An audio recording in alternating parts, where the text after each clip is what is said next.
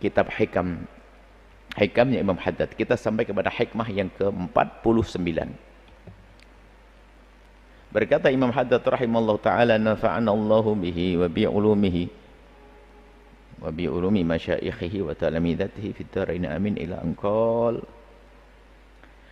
min makarimil akhlaqi, termasuk akhlak-akhlak mulia yang hendaknya pemburu akhirat lakukan, miliki, yang mengejar akhirat, mengejar kemuliaan di hadapan Allah, hendaknya mereka miliki adalah akhlak-akhlak mulia berikut ini, yaitu at-tawadhu'u fir rif'ati, tawadhu' fir rif'ati, di saat dia dalam ketinggian. Maksudnya dalam ketinggian kekayaan, ketinggian tahta, ketinggian ilmu, ditingkatkan tawaduknya. Kenapa? Godaannya sombong itu karena dia punya. Enggak punya sombong, kelewatan banget dia memang. Yang biasanya adalah kalau punya ilmu, sombong yang muncul. Merendahkan orang lain seolah-olah bodoh semuanya, bodoh. Punya kekayaan, dia memandang orang lain dengan pandangan merendahkan. Punya tahta, sama. Firrif'ati, maka di situ termasuk akhlak mulia yang hendaknya dihadirkan segera tata hati untuk tawaduk. Tawaduk artinya di saat sukses berjaya tetap tawaduk, tapi ada keseimbangannya. Tawaduk itu ada caranya, bukan tawaduk palsu. Tawaduk bukan merunduk, tawaduk bukan membungkuk. Tawaduk itu pada dasarnya dari hati. Hati yang tidak sombong. Kalau hati merendahkan orang lain, biarpun gayanya membungkuk, merunduk, itu sombong. Bisa jadi seseorang itu kalau duduk tuh Masya Allah, nggak mengangkat kepala begini terus. Masya Allah, orang lihat dia tawaduk banget. Ternyata dia ngomong, semua ini Masya Allah modelnya sombong. Nggak ada orang yang tawaduk kayak saya. Loh, ngomong begitu kan sudah sombong dia. Rupanya dia bungkuk begitu, merasa dia adalah paling tawaduk. Lah kan kacau.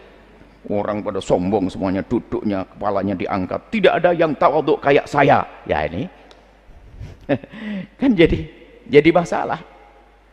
Sebab tawaduk bukan action. Anda boleh duduk biasa di mana saja, tapi tawaduk Anda dikasih nasihat oke.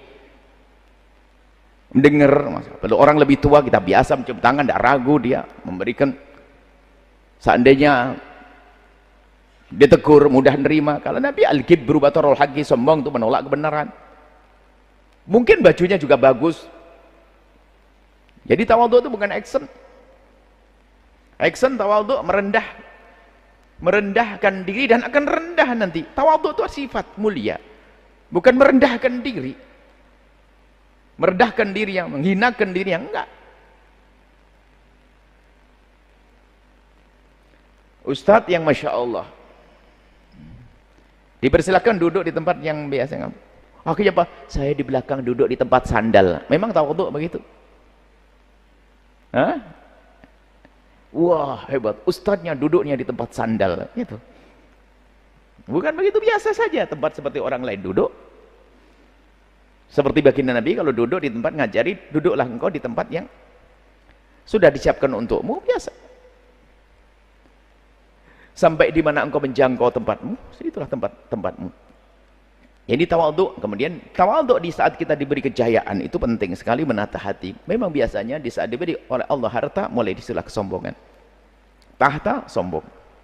Berbeda secara hidup, gaya hidup, selera dan sebagainya berubah. Agar tapi di sini ada imbangannya, wa tajammulu fil qillati. Di saat dia sukses berjaya, tampak ketawaduannya. Kalau dia pakai mobil mewah, mungkin karena kebutuhan dia, bukan karena berbangga bahwasanya aku punya mobil lebih hebat dari yang lainnya, petentang-petentang. Enggak. Rumahnya megah bagus karena dia ingin bikin nyaman dan dia ingin menikmati apa yang Allah karuniakan, yang halal boleh, tapi bukan dalam rangka tafakhur, bangga-banggaan. Oh beda ini. Anda boleh memberi barang bagus, akan tapi karena mungkin Bahasanya pun kepada anak, kenapa Umi kok beli barang yang bagus?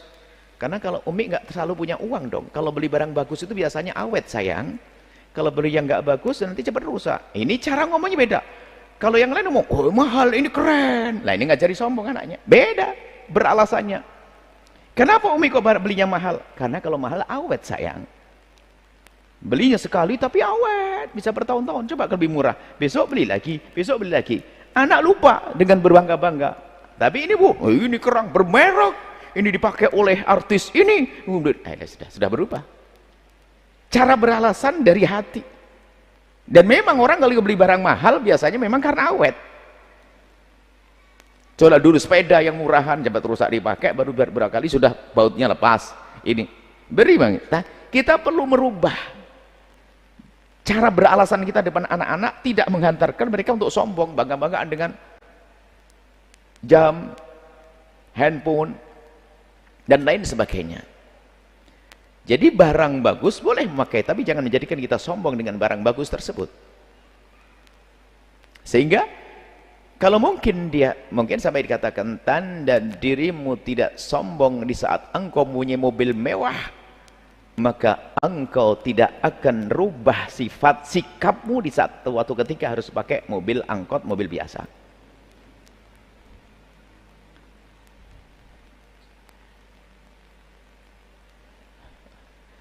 Nggak usah sepanjang perjalanan dibahas, Allah panasnya. Nah ini action banget dia. Jadi kesombongan halus sekali. Action. Bajumu mahal, tapi kalau sudah pamer merek sudah berubah. Brand. Saya pengen bagus yang branded, yang merek ini. Loh, kalau Anda ingin menggunakan baju yang bagus, kainnya lembut, enak, sah saja. Tapi kalau gaya kesombongan karena pernah dipakai oleh siar kesombongan, hati-hati. Sombong yang halus. Jadi kita perlu menghadirkan tawadhu di saat dalam kejayaan. Kalau nggak punya ya memang modelnya ya nggak punya. Yang jadi masalah sudah nggak punya action. Nggak punya sudah nggak punya dengan kefakirannya, tapi gayanya kayak orang hari ini. Sudah double dia, double rusaknya. Sehingga kesombongan itu tidak hanya terjadi pada orang kaya, akan tapi si miskin pun bisa saja sombong, tamaknya tinggi. Sebab kaya dan melarat itu bukan ukuran sombong atau tidak sombong. Bisa saja orang tidak punya apa-apa tapi sombongnya luar biasa. Ceritanya gede-gede, Masya Allah. Baju pinjaman, baju bermerek pinjaman saja kayak miliknya sendiri kemana-mana, Masya Allah. Mobil rental itu kayak milik sendiri, gayanya sudah luar kalau ketemu orang, Masya Allah. Nah, itulah model-model sombong. Baik, kemudian yang kedua adalah watajammulu fil qillati. Senantiasa menjaga kerapian, keindahan dalam kekurangan sekalipun. Jadi kita tidak boleh juga menampakkan dengan sengaja tentang kekurangan kita. Bajunya dicompang-campingkan, biar tampak dia adalah tidak cinta dunia.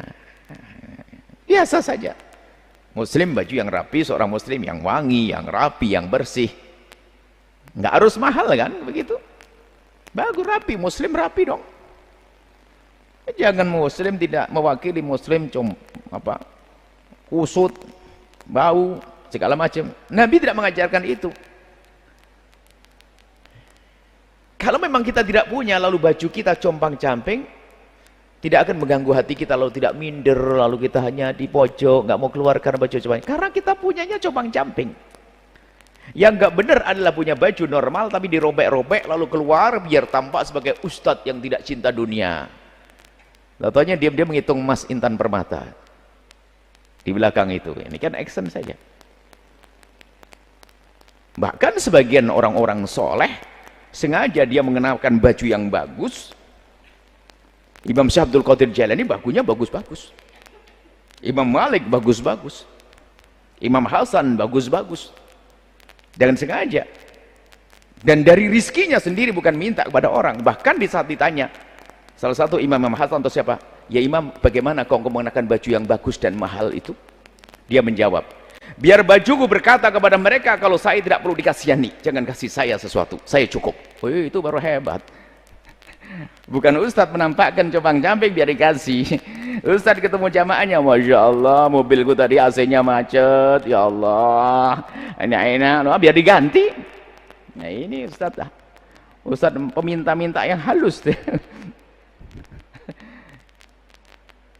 Perlu biar bajuku ngomong, aku tidak perlu kau kasihani, gagah begitu. Biarpun padahal mungkin baju itu saja. Muslim harus tampak seperti itu, tampak yang bersih. Kain kiloan di Tegal Hubuk itu setelah dijahit jadi bagus kok. Coba begini inilah. Nggak ketahuan kalau itu kain kiloan kan. Tinggal bagaimana rapi atau tidak rapi, cuci, beli minyak wangi yang harum atau Islam. Muslim harus begitu dong. Jadi tajammul fil qillati, dalam keadaan kurang pun nggak boleh lalu kita compang-camping dan sebagainya. Kalau memang kita nggak punya sama sekali, okelah Anda pakai baju ala kadarnya. Tidak perlu memaksakan diri harus beli yang mewah mahal. Naudzubillah, itu nyeksa diri nggak boleh. Tidak boleh minder dengan kecombang-campingannya, tapi tidak boleh kita mencombang-campingkan diri. Bahkan sebisa mungkin justru orang-orang istimewa adalah orang fakir yang tersembunyi dengan sikapnya. Itu adalah yang disanjung di dalam Al-Quran, hadis Nabi. Orang-orang fakir tapi tersembunyi. Kenapa? Dia tidak menampakkan kefakirannya. Nah, kalau mau sedekah kepada orang begitu, nggak pernah mengeluh, nggak pernah minta-minta, padahal di rumahnya adalah serba kekurangan, tapi dia nggak menampakkan itu semuanya. Baik ya, ini adalah tajammul fil qillati. Dalam keadaan kurang pun tolong tetap kebersihan dijaga, kerapian dijaga. Berusaha untuk menggunakan pakaian yang hari ini, mohon maaf, pakai baju yang bagus tidak harus mahal. Kita menemukan masalah di pasar-pasar itu. Kita mencoba, kita beli baju, coba ini harga berapa? Ada harga 15.000 baju, 20.000, sampai kita mikir jahitnya berapa? Tidak tahu cara jualnya bagaimana. Dipakai enak, dipotret, dress gitu, tidak ketahuan kalau harga 20.000. Sama yang 200.000 kurang lebih kita. Sama yang 2 juta mungkin ya, kalau dideketin mungkin baru ketahuan. Artinya kalau sudah gaya hidup ini juga bahaya. Ingat, biarpun dalam segala kekurangan, biarpun dalam kekurangan, tidak boleh dong kita menampakkan kekurangan kita, compang-camping kita. Kita harus tampil bahwasanya Muslim itu adalah bersih, Muslim itu adalah indah, dan sebagainya. Rumahmu mungkin kecil, tapi jangan pakai ada tambahannya, sudah kecil jorok kotor, enggak. Kecil tapi bersih, kecil tapi rapi, kecil tapi terawat, gitu dong. Boleh. Bajuku itu saja, tapi tidak pernah aku pakai kecuali harum. Minyak wangi enggak harus pakai 500.000, ternyata ada 5.000 dijual di depan tuh. Indah kok. Pakai sabun yang wangi juga bisa. Ayo kita biasakan hidup yang seperti ini, yang benarnya diajarkan Nabi SAW. Jangan masuk ke masjid orang pada pusing. Sehingga dalam madhab Imam Malik misalnya, kalau ada orang mohon maaf bajunya berbau, tidak boleh masuk masjid, ganggu yang lainnya. Jadi Islam itu mengajarkan keindahan juga. Biarpun dalam dunia tasawuf, yang disebut dengan tasawuf itu bukan tasawuf itu adalah nyiksa orang dengan aroma kita yang tidak nyaman, tidak sedap. Tasawuf bukan kita menyiksa orang dengan pakaian kita yang kotor, tidak. Tasawuf adalah Imam Syekh Abdul Qadir Jailani, seorang sufi besar, imam Torekoh, tapi bagaimana beliau? Bersih, menjaga kebersihan. Maka tajammul, berusahalah Anda tampil rapi sebagai seorang muslim muslimah, biarpun dalam keadaan kekurangan. Kemudian wal iktisadu fi tharwati. Iktisad itu adalah ekonomis, tidak berfoya-foya. Biarpun dalam keadaan harta yang melimpah. Artinya ini yang penting, membatasi gaya hidup. Gaya hidup orang lain ditiru, Masya Allah. Gaji 10 juta, gaji 1 juta, beli tas 25.000. Suaminya tadinya gajinya naik sampai 10 juta, tadinya tasnya sudah 250.000, 10 kali naik juga. Gaya hidup. Gaya hidup ini juga menjadikan orang tidak menemukan ketenangan dalam urusan dunianya pada akhirnya. Kenapa? Dia akan tersiksa dengan gaya hidupnya. Yang semula seharusnya cukup, karena dia gitu gaya hidupnya jadi tidak cukup. Bermainnya pun semakin lebih jauh, belanja pun jadi lebih mahal. Anda boleh beri barang-barang mahal sesuai kebutuhan dan Anda mampu. Anda bisa mengukur kekuatan ekonomi Anda. Dan ada pertimbangan-pertimbangan yang matang tentang ekonomi. Bukan hanya sekedar belanja. Ada orang kan budaya-budaya konsumtif, budaya-budaya belanja. Bahkan ada sebagian kalau pergi ke pasar, ke toko itu belanja tuh gak ngerti mau pakai apa, hanya karena tertarik modelnya, tertarik warnanya, lucunya, kemudian diskon, padahal dia perlu satu, gara-gara diskon beli 3 dapat 3, beli 6 padahal perlu satu, sampai di rumah gak kepake. Kita sering dibuai-buai dengan seperti itu, padahal kita hanya butuh satu, kenapa beli 6 misalnya. Kemudian gaya hidup berfoya-foya, menyiksa diri, gaya hidup berfoya-foya, berlebihan. Nah kalau sudah gaya hidup ini dia tersiksa lagi. Biarpun dia misalnya tambah pemasukannya, ekonomi semakin membaik. Biasanya kami ingatkan, hari ini pun, saat ini pun juga ada yang mendengar dari saudara-saudari kita yang bekerja di luar negeri misalnya. Ini selalu kami ingatkan, bahkan nasihat yang tidak pernah kami lupakan adalah tolong jaga gaya hidupmu. Dulu waktu di kampung itu biasa dengan hidup sederhana, makan sayur daun ketela dengan sambal koreknya, pakai tempe goreng sedikit di atasnya, Masya Allah, dan lahap sekali, enak sekali. Padahal itu hanya mungkin cukup satu orang bisa 2.000 rupiah sudah cukup kalau dikumpulkan dengan keluarga. Bekerja di tempat di luar negeri dengan gaji sebenarnya banyak, gaya hidupnya ikut bosnya, sampai pulang ke rumah action, gaya hidupnya harus, karena saya adalah sudah pernah kerja di luar negeri, saya gaya hidup, mulai dari berkendaraan, mulai dari belanja, nggak mau ke pasar tradisional, harus beli kangkung yang biasa dibeli 200, 200 beli yang harga 1.000, padahal sama-sama satu ikat, action. Tatanya apa? 2 bulan balik lagi harus pergi ke luar negeri, nyungsep lagi. Ayo, ini nasihat buat mereka yang bekerja di luar negeri. Contohnya di luar negeri itu Anda mengumpulkan bekal untuk bisa dibawa pulang ke Indonesia, nanti dikembangkan lagi bisa kumpul dengan keluarga. Tapi enggak, dia gaya hidupnya adalah naik mewah, sehingga dalam waktu singkat juga habis lagi, balik lagi, habis lagi, balik lagi. Tapi kalau Anda membatasi gaya hidupmu yang diajarkan Nabi, sederhana, tidak berfoya-foya, itu menjadikan rizkimu berkah. Kemudian mudah berbagi. Orang yang biarpun kaya raya, tapi kalau gaya hidupnya aneh, susah berbagi. Gaya hidupnya ngikuti, apalagi nanti berkumpul dengan, mohon maaf, perkumpulan orang-orang kaya yang suka pergi beli koleksi ini, kumpulan dunia selebritis yang senang dengan koleksi ini, dia kumpul ke bawah, dia action, tersiksa di rumahnya, sampai urusannya sekolahkan anak itu langsung pengen sekolahkan anaknya di sekolah itu loh, yang bayar yang mahal, padahal suaminya juga kelabaan. Sudah begitu kumpul sama ibu-ibu yang lain yang punya duit, saya kemarin baru beli tas dari Singapura, kemudian kemarin baru beli tas dari Australia dan sebagainya, dia action ikut-ikutan juga, biarpun palsu misalnya. Wah, action jalan kesana kemari, nyungsep istrinya, suaminya.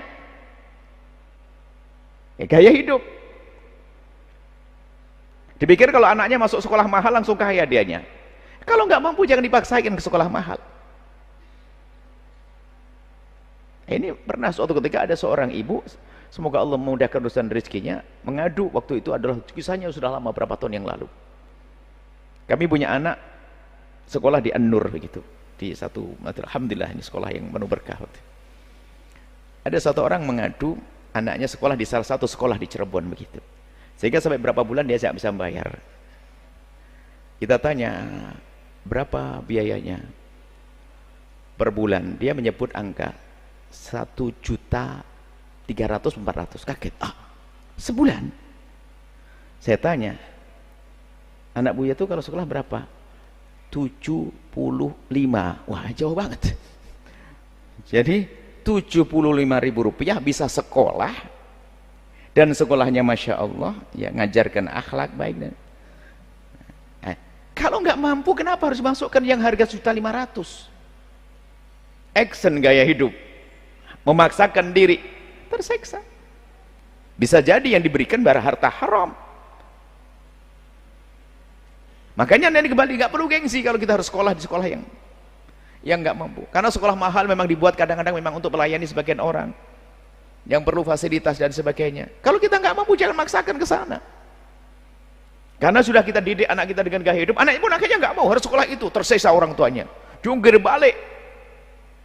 Akhirnya kalau dia seorang pejabat, nanti korupsi. Kalau pengurus masjid ngambil kotak amal masjid. Ustadz pun akhirnya juga bohong. Nah, macam-macam. Karena gaya hidup tadi. Kemudian ya, kalau orang biasa dengan gaya hidup yang sok-sokan mewah-mewahan begitu itu, dia susah berbagi. Misalnya dia ingin membantu pesantren masjid. Saya niat membantu 500 juta. Belum membantu, tatanya apa, ngelihat mobilnya mobil harus ganti, batal, nggak jadi. Makanya kalau orang biaya hidupnya besar, susah berbagi. Besar yang dibuat karena dia gitu gaya hidup. Tapi kalau ada orang biasa dengan kesederhanaan, Masya Allah, surganya begitu mudah bagi dia, mudah dibeli, mudah akhirnya membantu sana, membantu sini, membantu sana. Bahkan mungkin secara kekayaan tidak seberapa, tapi dia berderma lebih banyak, ngerti akhiratnya tampak terus bagi dia. Nah, ini yang diajarkan wal iktisad. Biarpun Allah berikan pada dirimu harta yang melimpah, tidak perlu anda berfoya-foya.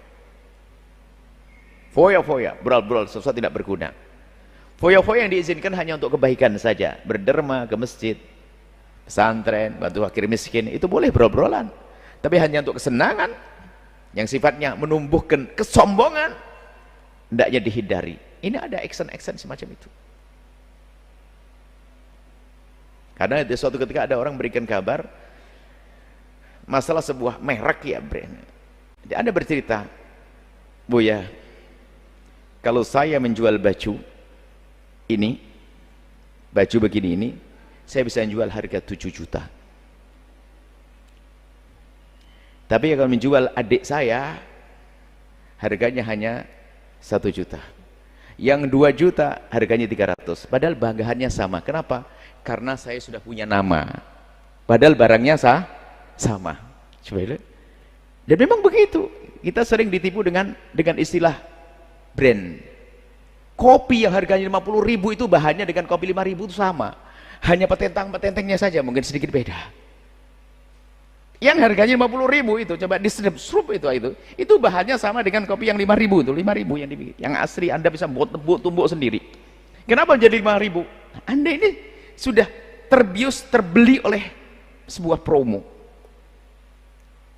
Ada kan TV apa, kopi apa yang merek begini harganya sampai 50.000, saya sampai aduh nggak jadi deh. Berapa harganya, berapa? 50. Ya Allah, itu buat 20 orang ini, buat satu orang nggak habis lagi. Coba Anda berpikirlah, kalau Anda biasa dengan begitu, action. Bukan tidak boleh Anda menikmati, tapi menikmati yang benar-benar.